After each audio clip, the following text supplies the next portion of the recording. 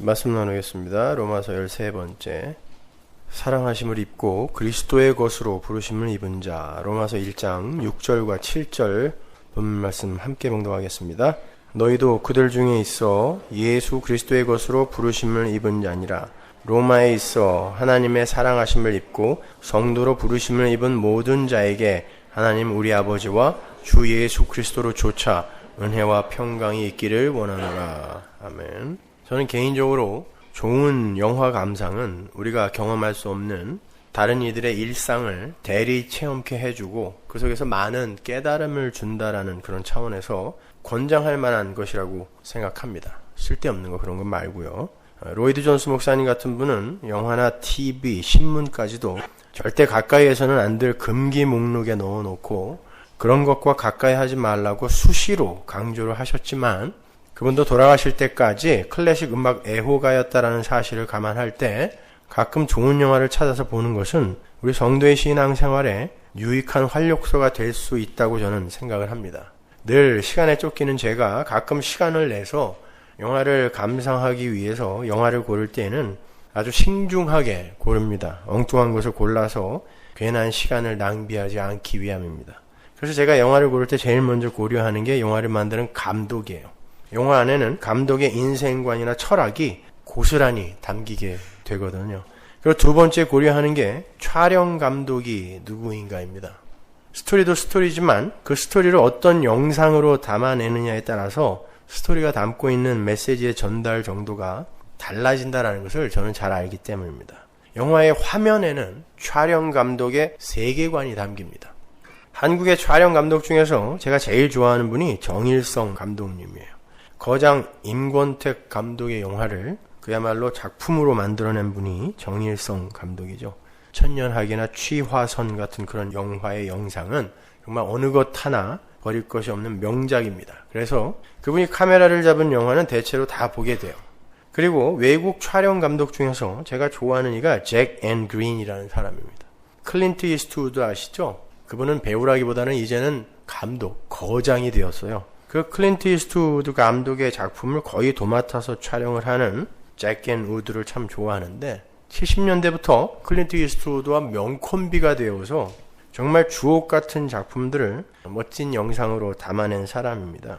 그래서 제가 그분이 촬영한 것은 거의 다 봤는데 근데 그분이 잠깐 외도를 해서 당시 30대 초반에 젊은 감독이었던 천재 감독이라고 당시엔 찬사를 받았던 데미안 해리스와 작품을 같이 했던 적이 있었어요.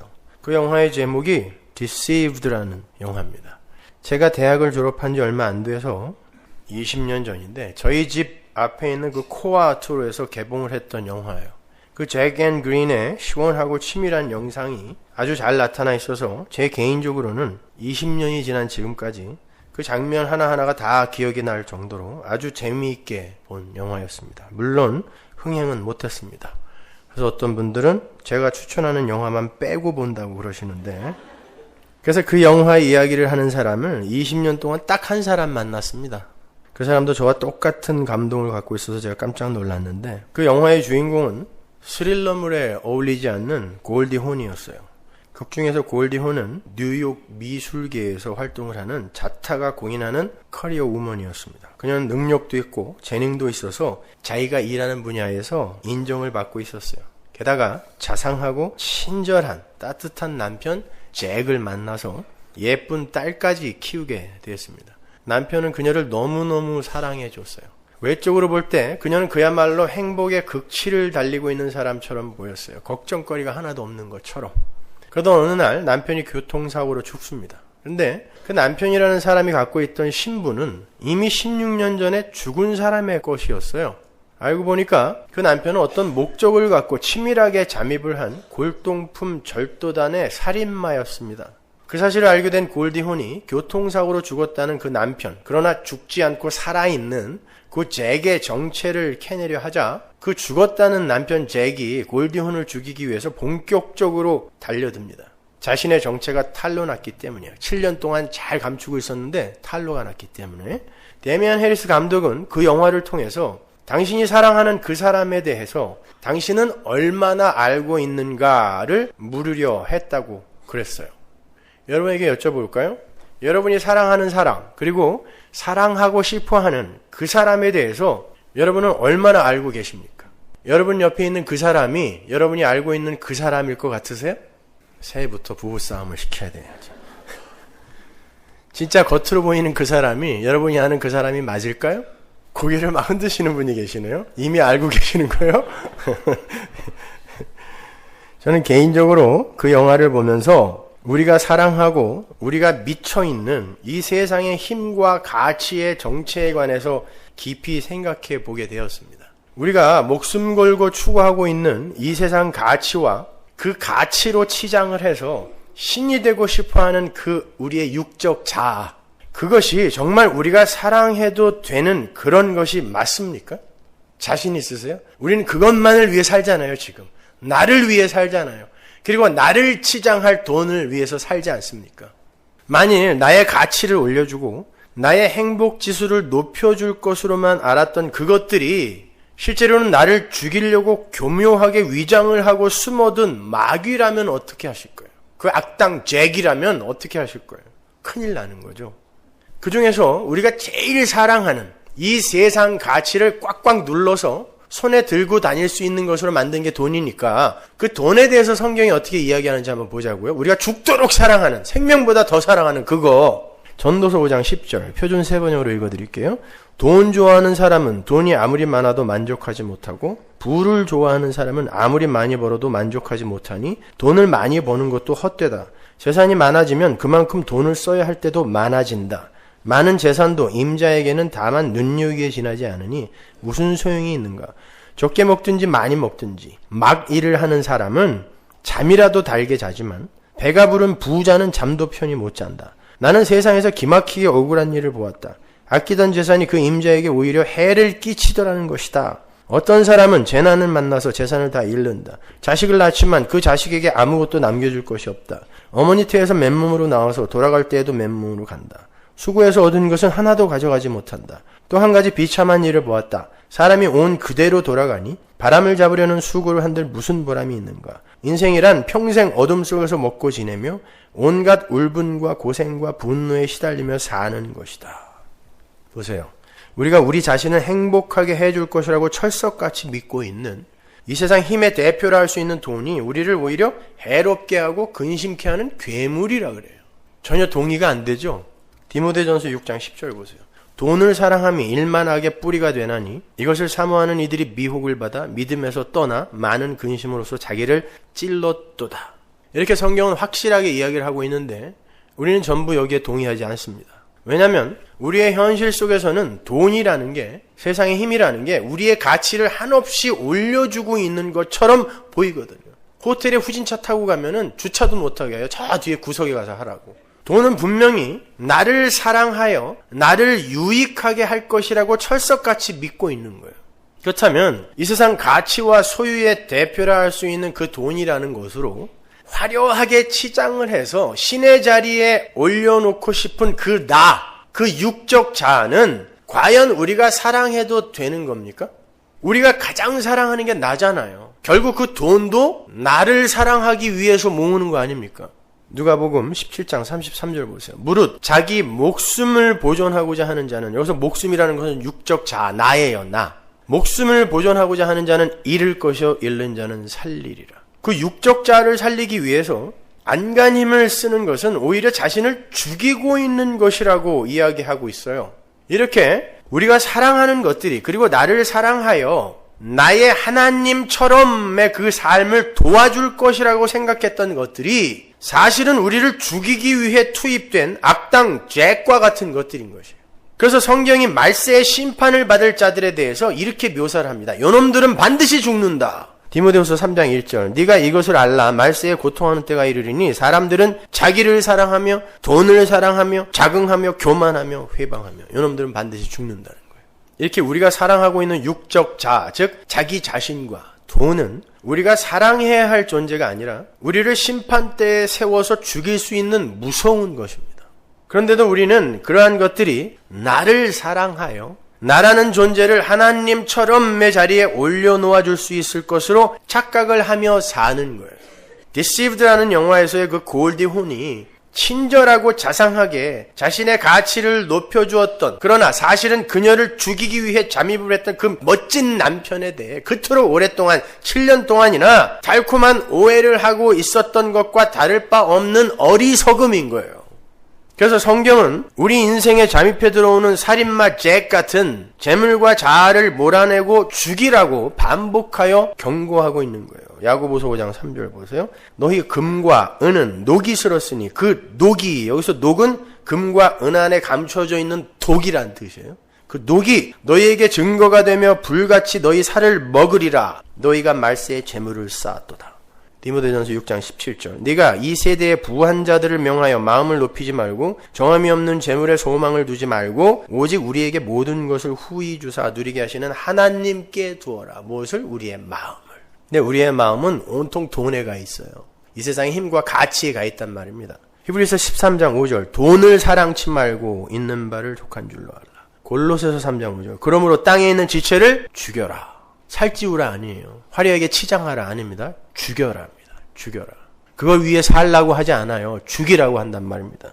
이렇게 우리가 우리의 존재 가치를 높여주고 있다고 생각하는 이 세상의 힘과 그 힘을 재물 삼아 섬기려 하는 육적 자아는 몰아내고 죽여야 할 것이지 모으고 살찌워야 하는 대상이 아닌 거예요. 그래서 때때로 하나님이 여러분 대신에 수고를 해 주시는 거예요. 쫄딱 망하게. 그래서 사도 바울은 자신의 육적 자아가 날마다 죽어가는 것을 자랑한 겁니다. 고린도전서 15장 31절 보세요. 형제들아, 내가 그리스도 예수 우리 주 안에서 가진 바 너희에게 대한 나의 자랑을 두고 단언하노니 나는 날마다 죽노라. 이런 미친 사람이 있어요. 나는 날마다 죽는데 내가 단언하는데 이게 내 자랑이다. 이러고 있는 거예요. 우리의 생각과는 완전히 다르죠. 내가 날마다 죽어가는 건 이 힘의 원리가 지배하는 육의 세상 속에서는 부끄러워해야 할 일이에요. 내가 점점 작아지고 죽어가는데 어떻게 그걸 자랑합니까? 부끄러워해야지. 그럼에도 사도는 날마다 죽는 것을 자랑하고 있단 말입니다. 사도는 자기가 부정되고 부인되는 현장, 날마다 죽는 현장을 자랑거리로 내어놓고 있단 말이에요. 고린도후서 11장 30절. 내가 부득불 자랑할진대 나의 약한 것을 자랑하리라. 그리고 뭐 자랑했어요? 제일 처음으로. 사도로 부름받은 다음에 제일 먼저 내가 한 게 광주리 타고 도망간 거다. 이 얘기 하잖아요. 그거 굳이 얘기 안 해도 되는데 그 얘기를 꼭 해갖고 성경에까지 기록을 해놨어요. 난 광주리 타고 도망갔다.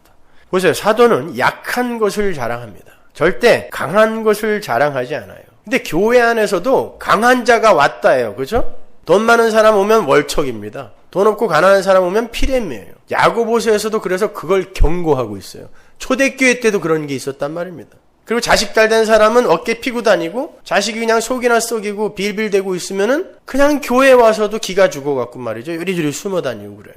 그게 불신앙입니다. 어떤 게 자식이 잘 된 거예요? 예수 잘 믿고 천국 가는 게 잘 된 겁니다. 그럼에도 불구하고 우리는 예수를 믿는다고 하면서도 엉뚱한 것들로 자랑들 하고 앉아 있는 거예요. 육적 자아의 신분 상승이나 명예 획득, 세상 가치나 소유의 증대, 그건 우리가 자랑할 게 아니에요. 사도는 단 한 번도 그런 걸로 자랑한 적 없어요. 약함을 자랑합니다. 세상은 소유가 늘어나고 신분이 상승되는 것을 성공이라 추켜 세우고 있는데 사도는 그 앞에서 자기의 약함, 실패를 자랑하고 있어요. 그게 바로 기독교입니다. 점점 하나님의 철장에 의해 맞아 죽어가는 것, 약함의 자리로 밀려 내려가는 것, 그것이 기독교예요. 그런 면에서 오늘날의 기독교는 너무 솔직하지 못해요. 전도라는 걸 한번 보세요. 저는 오늘날의 전도라는 걸 이렇게 겉에서 보면 마치 호객행위를 하는 삐끼들 같아요. 물 좋아요. 들어오세요. 사기치는 거예요. 예수 믿으면 병도 낫고요. 부자 되고요. 만사 형통이랍니다. 물 좋아요. 이거랑 뭐가 달라요? 어떻게 해서든지 예배당 안으로 끌어들여 앉히겠다는 거죠. 그 머릿수 하나하나가 돈이니까. 술집 삐끼보다 못한 놈들이에요. 사기쳐서 사람들 모아봐야 문제만 생기는 거예요, 여러분. 기독교의 본질을 왜곡시켜서 배나 지옥 자식이 되게 만들어버리는 것, 그건 전도라고 하지 않아요. 그게 죄입니다. 그렇다면 우리가 이 세상에서 진정으로 사랑해야 하고 신뢰해야 하는 것이 무엇입니까? 성경에 명확히 나오죠. 뭐 사랑하라 그래요? 누가복음으로 가보죠. 10장 25절. 어떤 율법사가 일어나 예수를 시험하여 가로되 선생님 내가 무엇을 하여야 영생을 얻으리까? 예수께서 이르시되 율법에 무엇이라 기록되었으면 네가 어떻게 읽느냐? 대답하여 가로되 네 마음을 다하며 목숨을 다하며 힘을 다하며 뜻을 다하여 주 너의 하나님을 사랑하고 또한 네 이웃을 네 몸과 같이 사랑하라 하였나이다. 예수께서 이르시되 네 대답이 옳도다. 이를 행하라. 그러면 살리라 하시니. 지금 속으로 다 아는 걸 뭘 또 이야기하고 있어. 하나님을 사랑하고 이웃을 사랑해라. 그것도 목숨 걸어서. 다 아는 거죠? 근데 알면 뭐예요? 안 되는 걸. 됩니까? 하나님과 이웃을 여러분 정말 목숨 걸어 사랑하고 계세요? 우리가 영생을 얻기 위해서 진정한 복, 진정한 삶을 얻기 위해서 사랑해야 할 것은 돈이나 재물, 신이 되고 싶어하는 나 이런 육적자가 아니라 하나님과 이웃이에요. 왜냐면 하나님과 그 이웃만 나를 진짜 사랑해주는 존재거든요. 이게 무슨 말인가 지금 막 헷갈리실 텐데 결론적으로 말씀드리면 그 하나님과 내가 사랑해야 할 이웃 이외에 다른 건 전부 다 살인마, 악당, 잭이에요. 여러분을 죽이는 잭. 우리는 나가 아닌 이웃이나 이 세상 권세가 아닌 하나님에 관해서 별로 관심이 없어요. 그런데 성경은 하나님과 이웃을 사랑하지 못하면 영생을 얻을 수가 없다 그래요. 가슴에 손을 얹고 생각해 보자고요. 여러분 정말 하나님 사랑하세요? 봐요. 한 명도 아멘 안 하잖아요. 나를 사랑하죠. 여러분 이웃을 여러분 몸처럼 사랑합니까? 내 자식조차도 내 몸처럼 못 사랑해요. 내가 귀찮으면 자식 새끼가 울면 아주 죽이고 싶어. 갖다 버리고 싶잖아요. 저만 그런 거예요?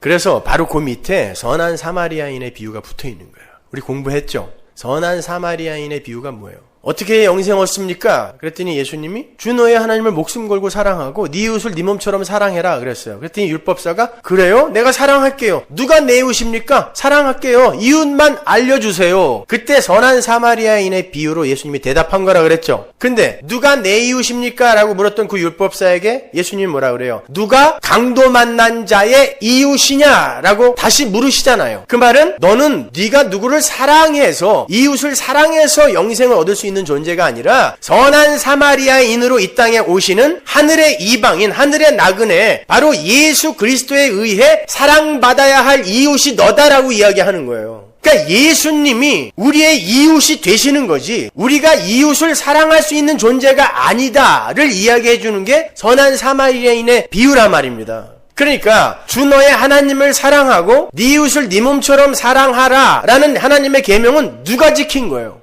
우리가 지킨 게 아니라 예수가 지킨 거잖아요. 빌립보서의 말씀처럼 목숨 걸어 하나님을 사랑했어요. 죽기까지 순종했잖아요. 그분이 예수예요. 그리고 목숨을 바쳐서 강도 만난 자, 하나님을 잃어버린 우리를 위해 십자가에서 죽으신 분이 예수잖아요. 그러니까 목숨 걸어 하나님 사랑하고 목숨 걸어 이웃 사랑하신 분은 우리 예수님이란 말입니다. 우리는 그걸 믿고 구원받는 거예요.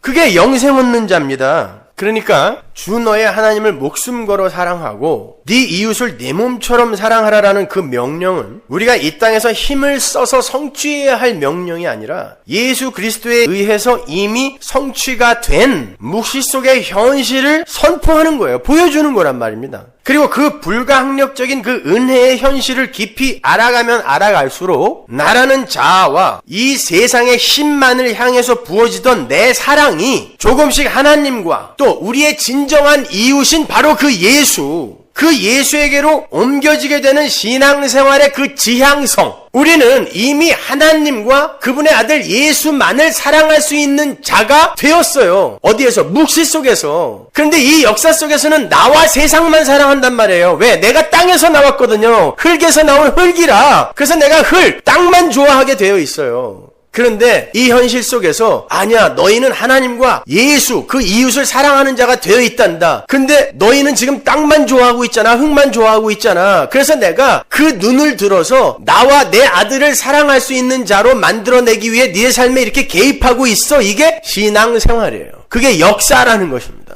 그러니까 이런 거예요. 주 너의 하나님을 목숨 걸고 사랑하고 네 이웃을 네 몸처럼 사랑하라라는 그 명령은 예수님이 지켜서 이미 우리를 하나님 나라 백성으로 완료시켜 놓았어요. 그 현실을 믿음 속에서 또 실전적 경험으로 배워가면서 우리가 바로 그 하나님과 우리의 진정한 이웃, 목숨을 걸고 우리를 구해주신 그 이웃을 조금씩 사랑하게 되는 거. 이게 로마서 5장의 진술인 거예요. 하나님과 화목하고 와 그러잖아요. 화목하고 와. 딴 거 하지 말고 하나님과 화목하고 와 그러잖아요. 근데 하나님과 화목하는 게 아니라 그분이 시킨 일이 너무너무 버겁고 힘들고 아울러서 또 내 이 세상의 가치와 영광을 챙기기 위해 그분을 또 힘과 도구와 방법과 수단으로 사용하고 있는 이런 엉터리가 기독교가 되어버린 것입니다. 요한복음 15장 12절 보세요. 내 계명은 곧 내가 너희를 사랑한 것 같이 너희도 서로 사랑하라 하는 이것이니라. 또 나오죠. 사랑하라 그래요. 사람이 친구를 위하여 자기 목숨을 버려야 이보다 더 큰 사랑이 없나니. 지금 네 이웃을 네 몸처럼 사랑하라라는 계명, 그 계명이 뭐라 그래요? 친구를 위해 목숨을 버리는 거라 그래요. 그걸 누가 할 수 있냐고요. 예수만 한단 말입니다. 우리는 이웃을 목숨 걸어 사랑할 수 있는 존재가 아니에요. 죽은 흙들이 어떻게 이웃을 목숨 걸어 사랑합니까? 지 만족과 지 인기와 지 이름을 위해서 쇼는 할 수 있어요. 이웃 사랑이란 그 이웃을 위해서 목숨을 버리는 사랑이에요. 그런데 예수님이 우리를 위해 목숨을 버려주신 거예요. 요한일서 4장 10절 보세요. 사랑은 여기 있으니 우리가 하나님을 사랑한 것이 아니요 오직 하나님이 우리를 사랑하사 우리 죄를 위하여 화목제로 그 아들을 보내셨음이니라. 이렇게 진짜 사랑은 자기의 유익을 챙기기 위해서 먼저 선심을 쓰는 악당 죄의 행사가 아니라 자신이 조금 오해를 받더라도 상대방의 유익을 위해서 자신의 손해를 감수하는 거예요. 이 세상 마귀는 우리를 잘한다, 멋있다 축혀 세워줘요. 우리는 근데 그걸 사랑이라고 오해합니다. 근데 진짜 우리를 사랑하는 예수님은 어떻게 해요? 우리가 어떤 존재인지를 낱낱이 폭로시켜버리고 너희는 누구에게도 사랑받을 수 없는 존재야를 오히려 가르치세요. 그리고 때때로 우리를 전혀 돌아보지 않는 것처럼 침묵을 하시기도 하시고, 그런데 그게 바로 살 길이기 때문에 오해를 받는 한이 있더라도 예수님이 그렇게 하시는 거예요. 이게 십자가인 거예요. 자기가 손해를 보아서 우리를 살려내버리는 것입니다. 그게 하나님 나라의 삶의 원리예요. 그건 절대 인간이 흉내낼 수 없는 겁니다.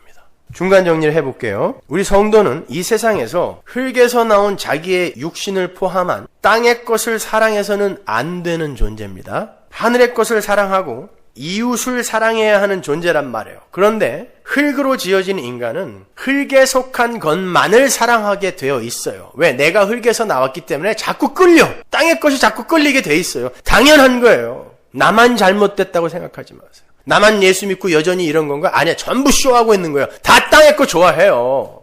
거기에 하나님의 은혜가 가입을 해서 산자가 될 때 땅에서 눈을 들어 그가 비로소 하나님과 하나님의 것을 사랑할 수 있게 되는 거예요. 그러나 그러한 가능성조차도 성도 안에 들어가신 성령의 열심일 뿐, 그래서 가끔 우발적으로 격발이 될 뿐 지속적이지가 않죠. 그죠? 성도의 육적 자아는 끝까지 자기를 죽이려고 자기에게 붙어있는 이 땅의 것들만 사랑해요.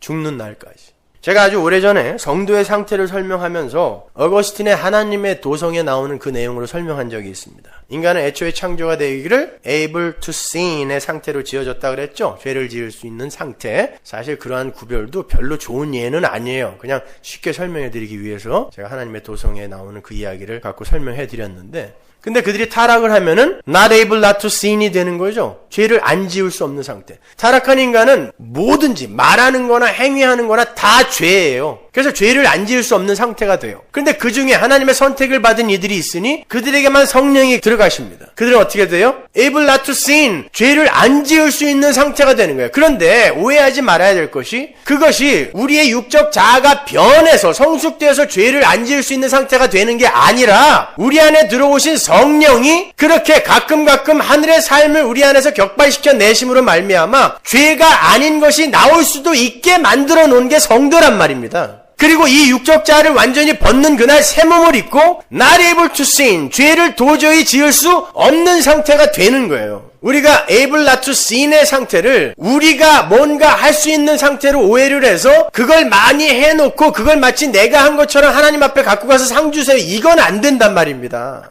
따라서 성도는 이 세상에서 죄를 짓지 말아야지라는 그런 의지의 결단을 하기에 앞서서 하나님의 은혜, 즉 하나님의 사랑을 먼저 입고 그 현실을 깨달아야 돼요. 사랑이 뭔지를 먼저 알아야 돼요. 그 높이와 깊이와 넓이를 먼저 알아야 돼요. 엄밀히 말하면 성도는 이미 묵시 속에서 하나님과 하늘에 속한 것만을 사랑하는 자로 완성이 되어 있어요. 그런데 그 성도라는 사람들이 원래 흙이었단 말입니다. 땅과 하늘은 절대 하나가 될 수 없는 상극이에요. 하늘은 하나님의 창조주의 영역이고 땅은 피조물의 영역이에요. 흙의 영역이란 말입니다. 이건 절대 연합이 안 돼요. 그런데 그 흙들이 하늘의 존재가 되어버린 거예요. 어떻게? 은혜로. 창세기 둘째 날에 언약이 담겨 있었다 그랬죠. 궁창 위의 물과 아래의 물이 도저히 하나가 될 수 없어요. 왜? 궁창 휘장으로 갈려져 있기 때문에. 그게 맞아요. 그런데 휘장, 그 궁창이 예수님의 십자가로 말미암아 찢어지고 하늘의 세계와 땅의 세계가 합쳐진 거 아닙니까? 그래서 땅의 세계의 사람들이 지성소로 드나들 수 있게 된 거 아니에요. 이게 히브리서의 논리란 말입니다. 근데 그게 어떻게 이루어졌어요? 은혜로. 그래서 하나님은 그 성도들을 그들이 나온 그 흙에다가 땅에다가 한동안 처박아 두시는 거예요. 흙에서 나온 자들이 얼마나 땅과 그 땅에 속한 것들을 좋아할 수밖에 없는지를 경험케 해주는 거예요. 하나님의 은혜가 아니면 우리는 그냥 그 흙에 속한 것을 좋아하다가 흙으로 돌아갈 수밖에 없는 죽은 자들임을 확실하게 경험케 해주는 거예요. 그래서 여러분이 구원받은 이후에도 이 흙에 속한 것, 땅에 속한 것이 좋아야 맞아요. 아닌 척 쇼하지 마세요. 좋아야 맞아요. 그러나 성도는 그걸 좋아하다가는 결국 죽게 되는구나까지도 알아요. 그래서 그걸 좋아하는 그 과정이 고통으로 오게 되어 있어요. 성도에게는. 그렇게 하나님은 우리는 그냥 흙에 속한 것을 좋아하다가 흙으로 돌아갈 수밖에 없는 죽은 자들임을 확실하게 경험케 해주세요. 그럼에도 불구하고 하나님의 은혜와 사랑과 능력이 그들에게 가입하여 땅만 좋아하는 그 죽은 흙들이 땅에서 들어 올려져서 하늘의 존재로 바뀌어 버렸다라는 게 얼마나 엄청난 기적인지를 뼛속 깊이 체험하고 돌아가는 것, 이것이 바로 역사와 인생의 존재 이유인 것입니다. 아닌데 나는 하늘의 것만 좋아하는데. 아니요. 가능성이 없어져서 포기한 거예요. 때려 죽여도 난 이제 부자가 못 되겠구나. 그럼 포기한 거죠. 뭘 좋아해요? 조금만 가능성만 열려봐요. 다 좋아가지고 그냥 어쩔 줄 모르지. 그래서 오늘 본문이 성도를 규정하기를 하나님의 사랑하심을 입고 예수 그리스도의 것으로 부르심을 입은 자라고 이야기하는 거예요. 사랑하심을 입었다라는 건 우리가 하나님의 사랑에 어떤 식으로 반응하기 전에 그 사랑이 완료됐다는 뜻이에요. 부르심을 입고가 뭐라 그랬어요? 지난주에 공부한 건데 부르심에 반응하기 전에 그 부르심이 이미 완료된 걸 부르심을 입고라고 했잖아요. 사랑하심을 입고가 바로 그런 완료의 언어란 말입니다. 우리는 사랑하심을 입은 거예요. 하나님은 우리에게 어떤 반응을 요구하시는 게 아니에요. 그 현실이 어떤 것인지 알아먹고 오라는 거예요. 근데 그걸 알면 알수록 반응이 나타나게 되어 있는 거란 말입니다. 그러니까 우리는 하나님을 사랑하고도 우리의 공로를 내세울 수가 없는 거예요. 완료된 사랑이기 때문에, 그냥 완료된 걸, 완제품을 하나님이 준 거기 때문에 우리가 어떤 반응을 한다고 할지라도 그게 내게 아니란 말입니다. 그런 연유에서 성도는 구원을 받은 이후에도 자신이 얼마나 땅의 것을 좋아하는지를 철저하게 폭로당해야 돼요. 그리고 자신은 원래 그렇게 땅에 속한 자로 땅과 함께 영원한 저주의 바다로 들어갈 수밖에 없었던 존재였음을 확실하게 자각해야 됩니다. 하나님께서 타락한 인간을 저주하실 때 너는 흙에서 왔으니 흙으로 돌아가라 그랬죠. 흙인 인간이 땅과 땅에 속한 것을 사랑하고 즐기다가 땅과 함께 멸망하는 게 사망이에요. 근데 오늘날 어떤 교회들에서는 그렇게 땅과 함께 죽는 그 길을 아주 열심히 가르쳐주고 있죠. 그리고 안수까지 해줘요. 송구영신 예배 때. 빨리 죽으라고. 흙인 인간이 땅과 이별하고 하늘의 존재로 새롭게 창조되는 걸 구원이라 그래요. 그 과정 속에서 일을 하시는 분은 하나님 한 분뿐입니다. 우리 인간이나 그 어떤 피조물도 그 과정에 개입을 할 수가 없어요. 우리는 그렇게 나를 죽일 이 땅의 것들과 땅, 그 흙에서 나온 나의 육적 자아를 너무나 사랑하고 있는 자신의 그 악마성을 철저히 처절하게 경험해야 돼요. 그리고 말씀 안에서 그러한 방향을 잘못 잡은 사랑이 결국 나를 파멸시키고 말 것이다라는 것을 아프게 배우셔야 돼요. 그럼에도 바뀌지 않는 그 나라는 존재의 세상 사랑에 대한 그 집요한 집념에 치를 떠셔야 됩니다. 거기에서 우리는 하나님의 사랑을 갈구하게 되고 용서를 갈구하게 되고 하나님의 은혜와 긍휼의 그 필연성을 자각하게 되는 거예요. 안 되는구나. 하나님이 나 용서해 주지 않고 하나님이 나에게 사랑 베풀어 주지 않고 은혜 베풀어 주지 않으면 나는 큰일 날 존재구나. 이거 배우는 걸 신앙생활이라 그래요. 우리가 수요일날 배웠던 것처럼 사사기에서의 그 미디안과의 전쟁에 하나님이 13만 5천 명 앞에 300명으로 세우는 거예요. 무기도 하나도 안 주고 항아리하고 나팔만 주고. 이게 뭐냐고, 만화영화도 아니고 이거는 때려 죽여도 못 이기는 전쟁이라는 걸 경험케 해주는 거예요. 총칼 들고 철병거 갖고 13만 5천 명이 쫙 포진해 있는데 300명이 나팔하고 항아리만 들고 이렇게 서 있는 거예요. 그때 그들에게 드는 생각이 뭘까요? 하나님 도와주세요. 이걸 성도의 신앙생활이라 그래요. 하나님이 살려주시지 않으면 저는 여기서 죽습니다. 이게 성도의 신앙생활인 거란 말입니다. 그렇게 나라는 존재는 하나님의 사랑이 없으면 영원히 그 땅의 존재, 마귀로밖에 살 수 없는 가련한 존재라는 게 진정으로 자각이 될 때, 그런데 하나님께서 당신의 아들의 목숨을 끊으시면서까지 우리를 사랑해 주셨다는 사실이 믿음 속에서 확인이 될 때 우리는 나와 이 땅의 것으로 집중이 되어 있던 사랑을 조금씩 하나님께 돌려드릴 수 있게 되는 거예요. 그러나 그 모든 것이 바로 하나님의 열심에 의해 격발이 되는 것입니다. 쉬운 말로 하나님이 먼저 사랑하신 자가 하나님의 도우심으로 그 사랑의 깊이와 넓이와 높이를 자각하게 됨으로 말미암아 하나님의 사랑에 반응하게 되는 것을 성도의 사랑이라 그래요. 그리고 그렇게 하나님으로부터 사랑받은 다른 이웃들을 바라보면서 저 사람도 나와 같은 은혜를 받은 사람이구나. 그의 모습이 어떠하다 할지라도 저러니까 하나님이 먼저 사랑하실 수밖에 없지라고 이렇게 동질성을 갖는, 그리고 그 동질성에 대해 호감을 갖는 걸 이웃사랑이라고 하는 거예요. 거기에 어떻게 용서가 안 나옵니까? 내가 어떤 자리에서 구원받았다라는 것을 깊이 자각한 사람이 어떻게 다른 일을 정죄할 수 있냐고요. 그게 용서잖아요. 그러니까 천국이라는 곳은 하나님이 사랑하시는 자가 가는 곳이지 하나님을 사랑하는 자가 가는 곳이 아닙니다. 새겨 들으셔야 돼요. 천국은 은혜로 가는 것이지 행위로 가는 곳이 아니란 말이에요. 그러한 사랑의 관계가 아주 잘 그려져 있는 곳이 바로 아가서예요. 아가서는 솔로몬이라는 신랑과 슐람미라는 신부의 사랑 이야기예요. 제가 에베소서 강의할 때 시가서 5개를 설명해 드리면서 이건 예수의 이야기다라고 설명해 드린 적이 있죠. 조금 어려웠지만 한번 다시 들어보세요. 근데 슐람미라는 여자는 마귀 같은 오빠들 때문에 포도원에서 실컷 일만 해야 했던 얼굴이 검은 노예 여인이었어요. 그 슐람미라는 여자와 대조가 되어 등장하는 여자들이 희고 아름다운 예루살렘 여인이에요. 제가 성경에 기록된 그대로 설명해 드리는 거예요. 희고 아름다운 예루살렘 여자들. 솔로몬에게는 1000명이 넘는 아내와 후궁들이 있었어요. 힘들었을 거예요. 하나도 힘든데 1000명씩 데리고 살려면. 그들은 저마다 재색을 겸비한 훌륭한 외모의 여자들이었습니다. 그런데 그 여인들을 제치고 포도원에서 죽도록 일만 하던 검은 피부의 슐람미가 솔로몬의 사랑을 독차지하고 있는 거예요. 겉만 번드르르한 예루살렘 여인들은 검고 못생긴 슐람미 앞에서 철저하게 부정당해요. 솔로몬이, 왕이 슐람미만 찾아요. 여러분이 이미 눈치를 채셨겠지만 희고 아름다운 예루살렘 여인들은 율법주의와 유대주의, 인본주의를 상징하는 거예요. 예루살렘이 바로 유대주의, 율법주의의 중심이니까. 반면에 검고 못생긴 슐람미 여인은 사랑받을 만한 아무런 자격이 없는 가운데 오직 신랑의 선택과 사랑에 의해서 그녀에게는 아무런 조건과 자격이 없었어요. 그런데 신랑이 좋대요. 콩깍지가 껴갖고. 신랑이 좋다는데 어떡할 거예요? 그래서 신랑의 신부가 된 은혜를 입은 교회, 신약의 언어로 바꾸면 세리창녀, 병자, 고아, 과부, 그걸 상징하고 있는 거예요. 아무 자격이 없는데 신랑이 그냥 선택해버린 것이죠. 인본주의는 인간의 행위와 외모로 그 사람의 가치를 판단하죠.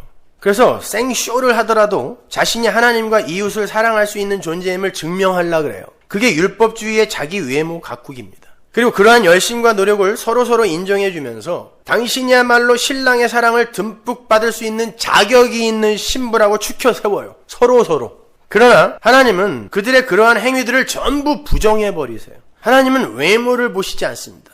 그들이 내어놓는 행위를 보시지 않아요. 그래서 검고 못생긴 슐람미가 솔로몬의 사랑하는 아내로 간택이 되는 거예요. 하나님은 외모 안 본다는 걸 보여주는 거예요. 슐라미는 아무런 자격이나 조건을 소유하지 못한 그런 여자입니다. 그런데 신랑인 솔로몬이 무조건적인 선택으로 신부를 사랑해버리는 거예요.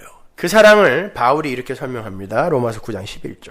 그 자식들이 아직 나지도 아니하고 무슨 선이나 악을 행하지 아니한 때에 택하심을 따라 되는 하나님의 뜻이 행위로 말미암지 않고 오직 부르시는 이에게로 말미암아 서게 하려 하사 리브가에게 이르시되 큰 자가 어린 자를 섬기리라 하셨나니 기록된 바 내가 야곱은 사랑하고 에서는 미워하였다 하심과 같으니라. 하나님의 신부, 예수의 신부인 야곱이 어떻게 사랑을 받게 됐어요? 태에서 나기도 전에 그냥 신랑이 택한 거예요. 사랑해버린 거예요. 그게 신랑의 사랑이에요. 솔로몬의 사랑, 슐람미를 향한 솔로몬의 사랑. 태어나기도 전에 신랑이 신부를 찍어버리는 거예요. 근데 우리 같으면 태어나기 전에 찍었는데 자라면서 보니까 애가 얼굴도 못생기고 됨됨이도 완전히 그냥 꽝이야. 그럼 모르죠. 근데 하나님은 전지전능한 하나님이란 말입니다. 우리의 신랑은. 그래서 자기에게 맞는 신부로 만들어내고야 말아요. 그게 새 몸 주는 거예요. 지식에까지 새롭게 만들어버리는 게 새 몸 주는 거예요. 그걸 부활이라고 하는 거예요. 도대체 내가 뭔데 그렇게 만드시나? 그걸 우리가 이 세상에서 배우고 가는 거예요. 우리의 신랑은 죽은 흙에 불과한 우리를 그냥 끝까지 목숨 걸고 사랑해버리시는 그런 신랑이에요. 그리고는 신랑의 나라의 통치 원리를 적용시켜서 신부의 나라 생활 원리로 못 살게 들들 볶아버려요. 슐람미를 포도원으로 다시는 안 보내버립니다. 생각해보세요. 천지만물의 창조주께서 죽은 흙을 신부로 택하셨어요. 이 말이 됩니까? 창조주가 죽은 흙을, 먼지, 더스트를 신부로 택해버렸어요. 그런데 그 흙은 자꾸 땅의 세상에 동화되려 해요. 왜? 땅에서 왔으니까. 땅에 대한 연정을 못 버리는 거예요. 그게 우리입니다. 거기서 왔으니까 어떻게 그걸 버려요? 근데 그렇게 흙의 삶을 추구하며 흙의 삶을 누리다가는 영원한 멸망으로 떨어지고 말아요. 그게 흙에서 왔으니 흙으로 돌아가라. 저주란 말입니다. 그렇게 살게 놔두면 안 돼요. 그래서 신랑은 당신의 신부의 삶을 차압해버리는 거예요. 우리는 죽겠다고. 왜 그러냐고. 왜 이 땅의 것, 이 좋은 걸 뺏어가냐고. 그 신랑에게 아깝거리며 대들죠. 그러나 그렇게 안 되면 이 땅의 것이 땅과 떨어져서 하늘로 못 올라간단 말입니다. 그래서 끊어버리는 거예요. 그래서 망하는 거예요. 아픈 거예요. 흙에서 온 그 몸뚱아리는 원래 죽는 거야. 이거 먼저 좀 경험하라고 병도 주고 하시는 거예요. 갖고 가세요. 우리의 신랑은 당신이 원하시는 방향으로 자기 맘대로 끌고 갑니다. 그러나 그것이 바로 구원의 길이에요. 네가 원치 않는 방향으로 내가 띠띠고 끌고 갈 거야 그러잖아요. 여러분이 원하는 방향으로 일이 되면 뭔가 잘못된 거예요. 로마서 5장 8절 보세요. 우리가 아직 죄인 되었을 때에 그리스도께서 우리를 위하여 죽으심으로 하나님께서 우리에게 대한 자기의 사랑을 확증하셨느니라. 언제? 우리가 아직 죄인 되었을 때에, 술람미였을 때, 포도원에서 얼굴 시커멓게 해가지고 열심히 일하고 있는데 땅의 것 먹겠다고. 근데 신랑이 와서, 왕이 와서 그냥 나와! 끌어내버린 거예요. 그걸 구원이라 그래요.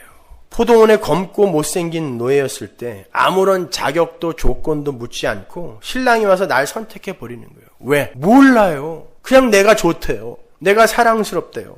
그러니 뜨악한 거예요. 복음을 아는 사람들은. 그렇게 우리의 처음 자리가 들켜지고 우리를 향한 엄청난 신랑의 사랑을 깨닫게 되었을 때 우리는 그야말로 면목 없는 자리로 내려가게 되는 거고, 그러한 불가항력적 은혜로 나를 찾아오신 그 신랑만을 꼭 붙들고 의지하게 되는 거예요. 아무리 다른 놈들에게, 세상 것들에게 기웃거려 봐도 실컷 이용만 당하고 버려질 뿐임을 우리는 우리의 인생을 통하여 배우는 거예요. 우리 신랑이 최고구나. 근데 우리는 자꾸 땅의 것들에게 눈이 가죠. 간음이에요, 그게. 그래서 율법에서 간음하지 말라, 이거는 하나님 아닌 세상 것을 사랑하면 죽는다를 가르쳐주기 위해서 우리에게 내린 명령이란 말입니다. 근데 죽도록 이 세상 것을 사랑해봐야 단물 다 빼먹고 버려짐만 당하는 거예요. 이 중에도 그렇게 죽도록 사랑해줬는데 그것들에 의해서 버림받은 사람들 계시죠? 돈에 의해 버림받아, 자식 새끼한테 버림받아. 그래갖고 결국 서머나 교회까지 온 거 아니에요.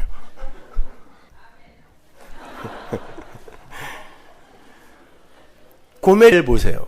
신랑 호세아가 그토록 열심히 사랑을 해주는데도 열심히 다른 남자들과 바람을 핍니다. 그러다가 결국 어떻게 돼요? 단물 다 빠지고 나니까 노예 시장에 팔아버려요. 땅의 신랑들이요. 그때 신랑 호세아가, 호세아는 히브리어고 그걸 헬라어로 바꾸면 예수입니다. 예수. 신랑 호세아가 은 15과 보리 한 호멜 반으로 그 창녀 같은 여자를 또 찾아가요.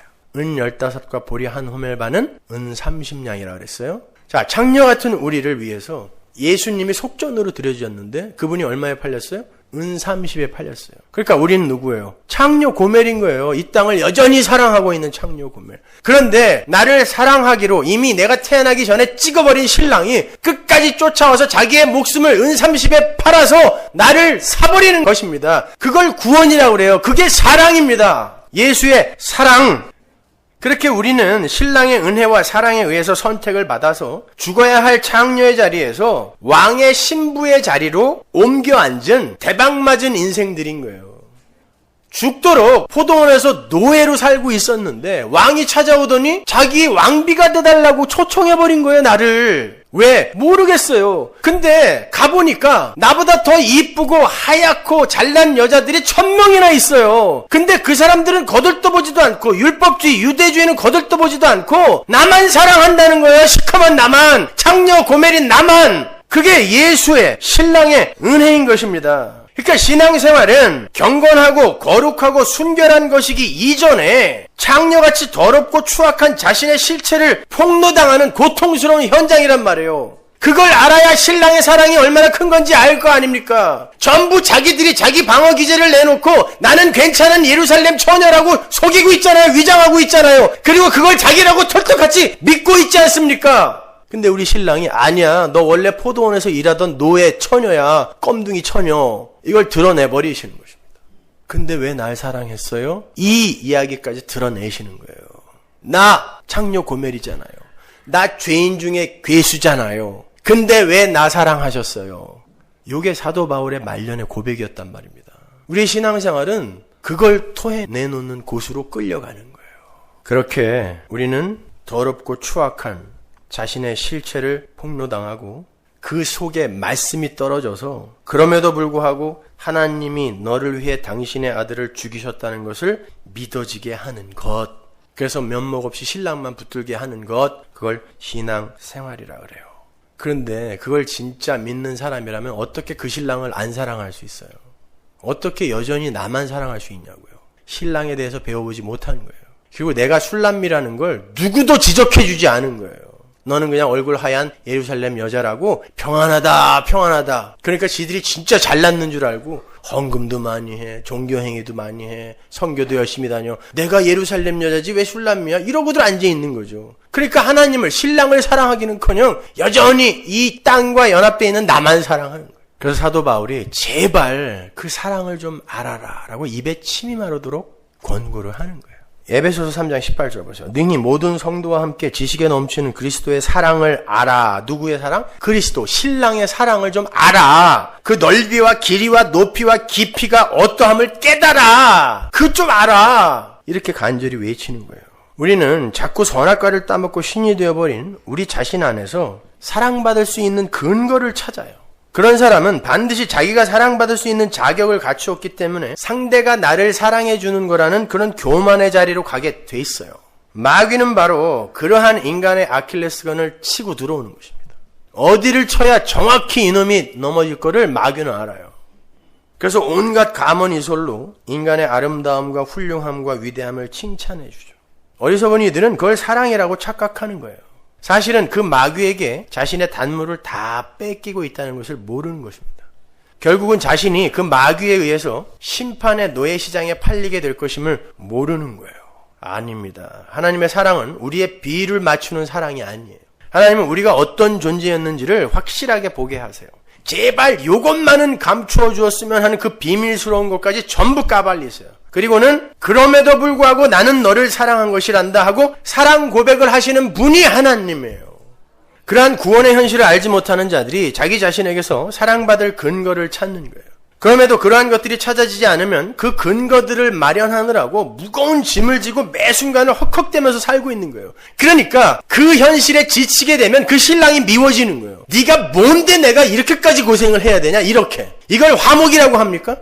그래서 예수님이 그 신랑이 수고하고 무거운 짐진 자들아 내게로 갖고 와 그런 거예요. 근데 여전히 그 짐을 지고서는 그 신랑을 오히려 미워하고 앉아있는 거예요.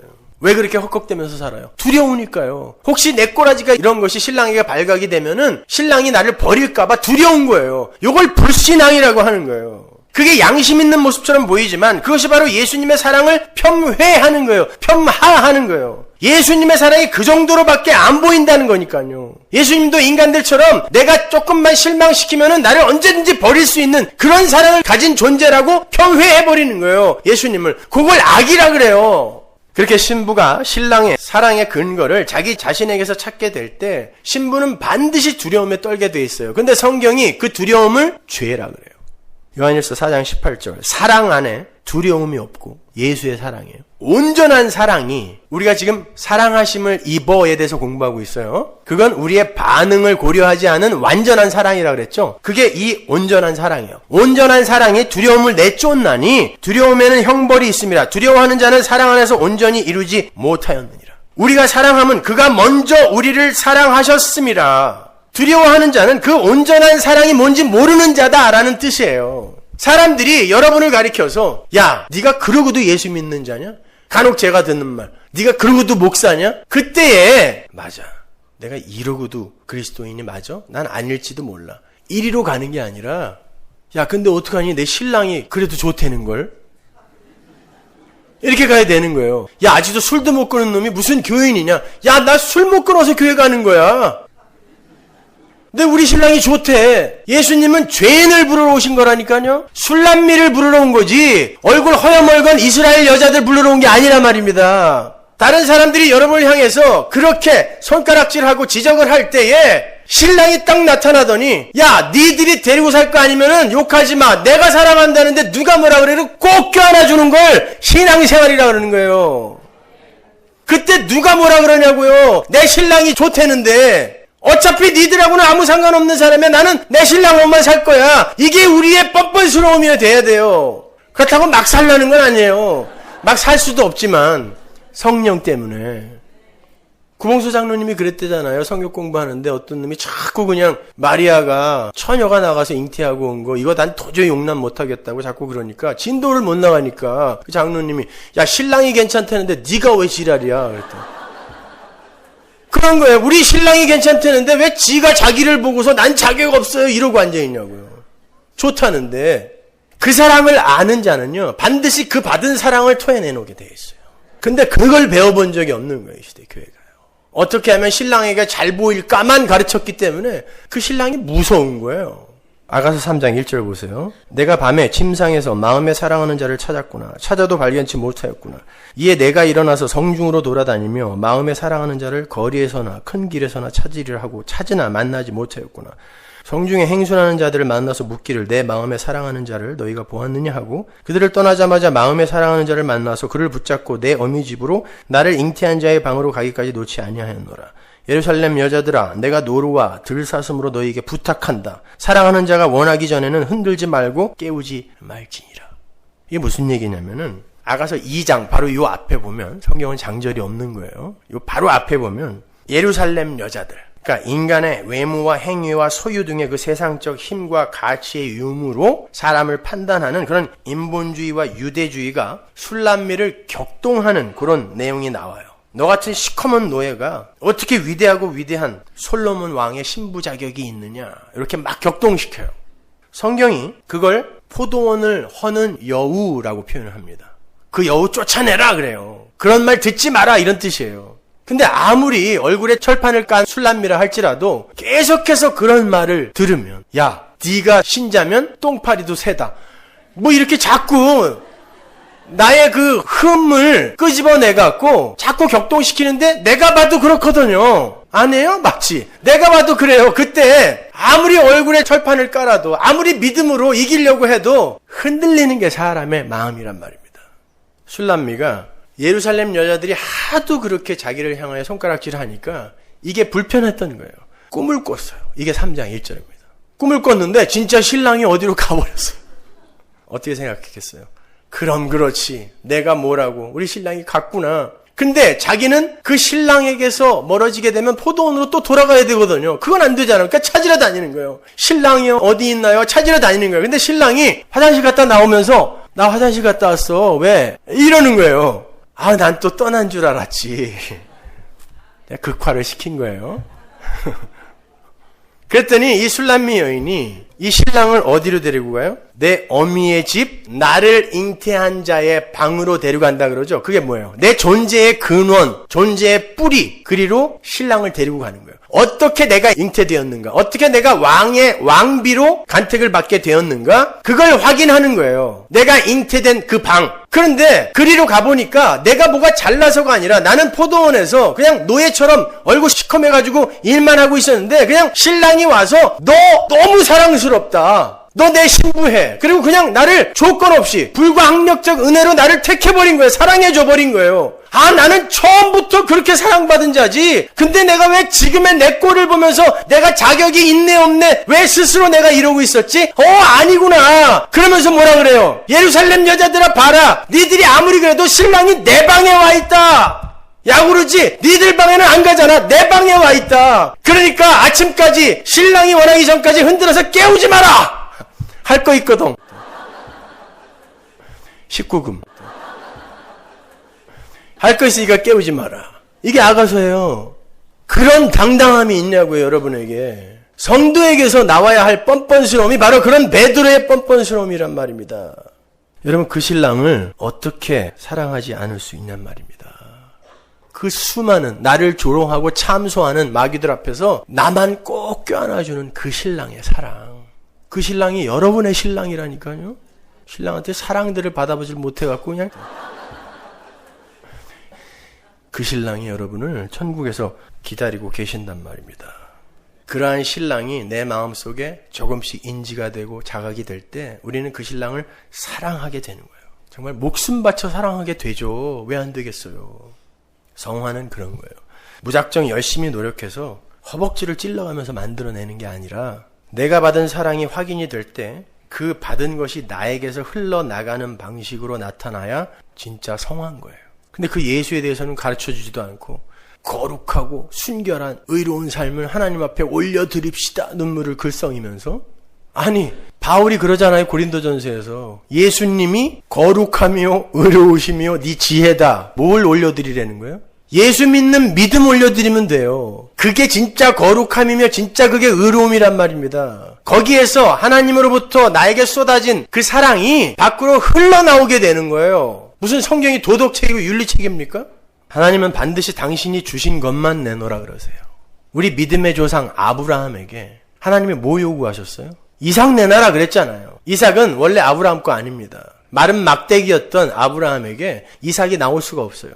이삭은 언약의 자손이에요. 언약의 후손. 하나님이 준 거예요. 그러니까 그거 내놓으라는 거예요. 그때 아브라함은 어차피 하나님 거였으니까 하나님이 가져가시는 게 옳죠 라고 내놓는 거예요. 마찬가지예요. 우리가 하나님으로부터 사랑과 믿음을 선물 받았잖아요. 성경이 그러잖아요. 내가 먼저 사랑했고 내가 믿음 주었다 그러잖아요. 내가 그거 받았다면 내가 내놓는 거예요. 근데 받지도 못했는데 내놓으려고 하니까 이게 이렇게 힘든 거예요. 잘 생각해 보세요.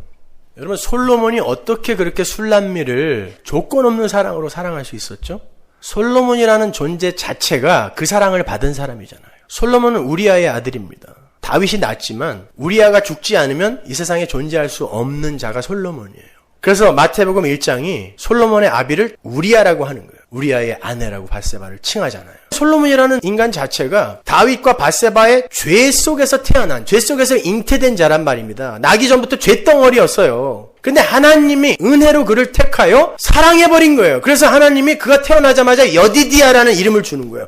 여디디아는 뭐예요? 하나님의 사랑을 입은 자. 너는 죄덩어리지만 내가 사랑하기로 했어 하고 끌어당겨버린 거죠. 그냥 살려주신 것만이 아니라 이스라엘의 왕으로 삼아버렸어요. 그게 신부에게 쏟아진 신랑의 사랑이란 말입니다. 솔로몬이 그 사랑을 받자 술람미에게 똑같이 퍼부어 주는 거예요.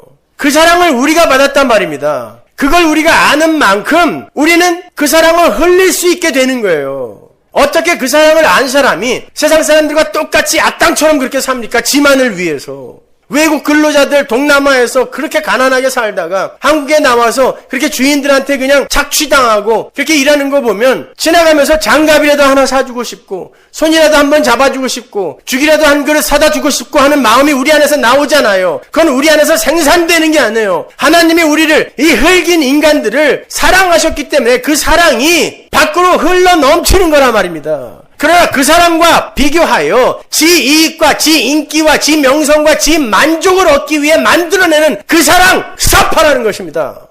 그 말은 복음 모르면 꼼짝 말고 그냥 앉아있으라는 뜻이에요. 복음부터 배우라는 것입니다. 그것부터 알라는 겁니다. 우리의 신랑이신 예수, 그분만이 우리의 사랑의 대상이 돼야 돼요. 그분만이 우리를 목숨 걸어 사랑해 주시는 분입니다. 여러분은 예수의 손을 끌고 여러분이 잉태된 방, 어미의 방으로 들어가 보신 적이 있으세요? 내가 어느 지점에서 구원을 받은 것인지, 그 포도원이 어떤 곳이었는지, 나는 거기서 어떤 모습으로 하고 있었는지, 그 잉태된 방으로 예수의 손을 끌고 들어가 본 적이 있냐고요. 그걸 하는 게 신앙생활인데 엉뚱한 것들에 눈을 두고 있지 않습니까? 여러분, 이 세상의 다른 사랑에 속지 마세요. 남편, 자식, 아내, 부모, 물질, 명예, 신분 등등 그 모든 육적 사랑에 집착하다 보면 여러분은 그 육적 사랑에 짓눌려 죽게 됩니다. 하나님께서 우리에게 그러한 것들을 허락하신 건 그것들을 통하여 우리의 육적 삶을 풍요하고 행복하게 만들려고 주신 게 아니에요. 제가 지금 예로 들어드린 것 중에 천국에 존재하는 게 뭐예요? 자식, 부모, 물질, 소유, 명예, 뭐가 있어요 천국에? 천국에 없는 걸 왜 이 땅에서 여러분에게 줬겠냐고요. 그것으로는 니들이 진짜 행복에 도달할 수 없다는 것을 배우고 오라고 준 거지, 그 관계와 소유 속에서 니들이 이 땅에서 행복과 기쁨을 찾아라라고 준 게 아니란 말입니다. 그래서 성도의 삶에 예수님이 검으로 오셔서 그것들을 끊어내시는 거예요. 아니, 관계까지도? 예. 마태복음 10장 34절 보세요. 내가 세상에 화평을 주러 온 줄로 생각하지 말라. 화평이 아니요 검을 주러 왔노라. 내가 온 것은 사람이 그 아비와 딸이 어미와 며느리가 시어미와 불화하게 하려 함이니 사람의 원수가 자기 집안 식구리라. 아비나 어미를 나보다 더 사랑하는 자는 내게 합당치 아니하고 아들이나 딸을 나보다 더 사랑하는 자도 내게 합당치 아니하고 또 자기 십자가를 지고 나를 좇지 않는 자도 내게 합당치 아니하니라. 자기 목숨을 얻는 자는 잃을 것이요 나를 위하여 자기 목숨을 잃는 자는 얻으리라. 보세요. 주님은 우리 인간들이 자신의 목숨처럼 여기고 있는, 그러나 결국 이기적인 자기 사랑에 불과한 인간관계뿐만 아니라 인간의 자기 목숨을 향한 애착과 열심까지도 끊어내려 오셨다는 거예요. 그 검이 우리의 목숨을 향한 이 육적 자아에 대한 연정까지도 끊어낸다는 거예요. 지긋지긋하게 만들어버린다는 것입니다. 그러니까 여러분 자식들이 장가 가서 대학교 가서 연락 안 한다고 너무 섭섭하게 생각하지 마세요. 잘 된 거예요. 애초부터 없는 거 더 잘 된 거예요. 끊어낼 것도 없잖아요. 그거는. 그게 바로 우리가 살 길이라고 말씀하세요. 그렇다고 가족들을 내팽개치고 자기 마음대로 살라는 말 아니에요. 디모데전서 5장 8절에 보면 누구든지 자기 가족을 돌보지 않는 자는 불신자보다 더 악한 놈이다 그러죠. 그럼 뭐 어떡하라는 말이에요. 가족은 자기에게 허락된 가장 가까운 이웃입니다. 당연히 보호하고 사랑하고 지켜야 되죠. 그러나 그 가족관계, 그 친족관계라는 것을 나라는 존재의 존재 확장의 도구로 사용하기 위해서 혹은 내 만족과 내 평판을 위해서 꼭 붙들고 있는 건 진짜 사랑 아니다라는 뜻이에요. 그거 끊어내라는 뜻이에요. 그건 내 자신이 악당 잭이 되는 거예요. 사랑해주는 척하면서 결국은 내 거 챙기는 거죠. 내 만족, 내 기쁨, 내 인기, 내 평판. 내 자식이 잘 되면 괜히 내가 잘 된 것 같잖아요. 그거 끊으란 뜻이에요. 그러니까 자식들 잘 됐다고 자랑들 좀 하지 마세요. 그거 나는 악당 잭입니다. 이거랑 똑같은 거예요. 자식들이 잘 안 됐다고 부끄러워하지도 마세요. 뭐가 잘 된 거예요? 예수를 잘 믿어야 잘 된 거지. 천국 가야 잘 되는 거지. 뭐가 잘 된 거냐고요 도대체가. 그런 거에 휘둘리지 마세요. 그런 거에 휘둘리지 마세요. 좋은 대학 좀 못 가면 어떻습니까? 돈 좀 못 벌면 어때요? 이렇게 신랑에게 사랑받는 신부들이 되었으면서도 거기에다가 또 뭘 얹고 싶은 거예요. 이게 만족스럽지 않으니까 엉뚱한 것으로 자꾸 치장하려고 하는 거예요. 그러한 인간의 육적 사랑은 항상 유동적이에요. 그러한 육적 사랑은 항상 자신의 유익을 위한 쪽으로만 움직입니다. 그래서 자기에게 유익이 되지 않을 거라고 판단이 되면 가차없이 다른 쪽으로 이동해버리는 거예요. 잘 헤어진 거예요. 그냥 거기에서 이 마귀 새끼들은 지들에게 유익이 안 되면 언제든지 이렇게 버리고 떠나는 가짜 사랑을 하는 자구나. 배우세요. 그럼 된 거예요. 그건 사랑이 아니라 사기고 속임수일 뿐입니다. 좀 더 원색적으로 말하면 사랑이 아니라 나라는 우상을 살찌우기 위한 더러운 죄인 거예요. 그러니까 성도의 사랑은, 가족 사랑은 영원한 생명에 관계되는 사랑이어야 돼요. 그의 영원한 생명을 돕는 사랑이어야지 그것과 관계없는 사랑은 전부 사기입니다. 악당 제기예요. 그의 진짜 사랑은 내가 받은 신랑의 사랑이 그들에게도 임하게 되기를 간절히 바라는 마음으로 그들의 삶 속으로 들어가서 내가 받은 솔로몬의 사랑을 술람미 같은 그들에게 흘려 보내주는 자기 희생의 사랑이어야 되는 거예요. 그건 우리가 만들어낼 수 있는 게 아닙니다. 그래서 우리가 우리 신랑의 사랑을 배우고 또 배우는 거예요. 체험하고 또 체험해 보는 거예요. 그러기 위해서는 나라는 존재가 얼마나 사랑을 할 수 없는 존재인지를 먼저 폭로당해야 돼요. 그리고 그러한 자기 존재의 자각에 근거해서 나라는 존재는 누구로부터도 사랑을 받을 만한 자격이 없는 자임을 확실히 아셔야 돼요. 그런데 그러한 죽은 흙에게, 걸음덩어리에게 하나님의 사랑이 찾아왔다라는 것을 믿음 속에서 인식하는 거예요. 그게 신앙 생활입니다. 거기에서 사랑이 싹 트는 거예요. 다시 한번 오늘의 본문 말씀을 마음속에 금강석 철필로 새기세요. 나는 하나님의 사랑하심을 입어서 그리스도의 것으로 부르심을 입은 자입니다. 그런데 그 어떤 자격과 조건이 없었어요. 그냥 포도원에서 죽도록 일하다가 죽어야 될 노예였어요. 검은 피부의 노예. 근데 신랑이 찾아와서 그냥 사랑해버렸어요. 너는 내 것이다라고 예수 그리스도의 것으로 불러버렸어요. 근데 그분은 하나님이에요. 그 하나님의 것을 누가 무엇으로 뺐습니까? 이게 로마서 8장 마지막 절인 것입니다. 그런 안전한 지점에 들어와 있는 게 여러분이란 말이에요. 따라서 여러분은 엉뚱한 가짜 신랑들에게 한눈 팔다가 단물 다 뺏긴 다음에 노예 시장에 팔리시면 안 됩니다. 절대로 안 돼요. 벗어나셔야 됩니다. 여러분을 사랑하셔서